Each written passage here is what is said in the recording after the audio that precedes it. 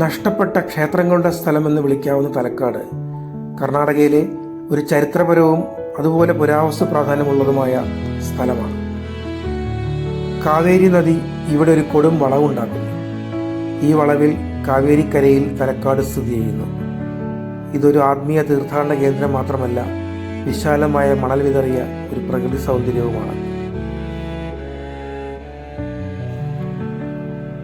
350 AD മുതൽ ചോളന്മാർ, പല്ലവന്മാർ, ഗംഗന്മാർ, വിജയനഗരം, ഹൊയ്സാലന്മാർ എന്നിവരുൾപ്പെടെ നിരവധി മഹത്തായ രാജ്യങ്ങളുടെ ഉയർച്ചയ്ക്കും പതനത്തിനും ഈ പട്ടണം സാക്ഷ്യം വഹിച്ചിട്ടുണ്ട്.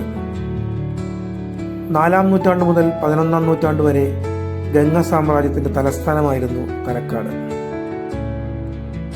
സാമ്രാജ്യങ്ങളുടെ മാറ്റങ്ങൾക്കൊപ്പം ഇവിടെ നിരവധി ക്ഷേത്രങ്ങൾ ഉയർന്നു. പിന്നീട് വന്ന ചോളരും ഹൊയ്സാലരും ക്ഷേത്ര നിർമ്മാണത്തിലെ അവരുടെ വാസ്തുവിദ്യാ മികവിൽ തലക്കാട് ക്ഷേത്രങ്ങൾ നിർമ്മിച്ചു. തലസ്ഥാന നഗരിയിൽ ജനങ്ങൾ നിറഞ്ഞു.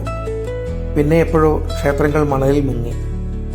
വാസയോഗ്യമല്ലാതായ സ്ഥലം ഉപേക്ഷിച്ച് ജനങ്ങൾ ക്രമേണ നാടൊഴിഞ്ഞു പോയി. തലക്കാട് നൂറ്റാണ്ടുകളോളം വിജനമായി. 17-ാം നൂറ്റാണ്ടിൽ കാവേരിയിൽ ചാടി മരിക്കേണ്ടി വന്ന ഒരു പഴയ രാജ്ഞി അലമേലമ്മയുടെ ശാപമായിരുന്നുവെന്ന് ചിലർ പറയുന്നു. മറ്റു ചിലർ ഇത് ഒരു വിചിത്രമായ പാരിസ്ഥിതിക പ്രതിഭാസമാണെന്ന് വിശ്വസിക്കുന്നു.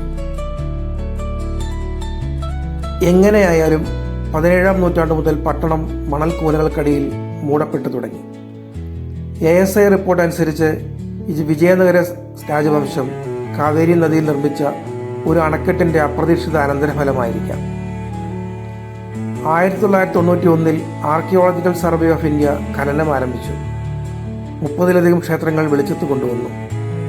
വൈദ്യേശ്വര ക്ഷേത്രവും കീർത്തിനാരായണ ക്ഷേത്രവും അവയിൽ പ്രമുഖമാണ്. ഇന്ന് തലക്കാട് ജനവാസമുള്ള സ്ഥലമാണ്, നിരവധി സംരക്ഷിത സ്മാരകങ്ങളുടെയും.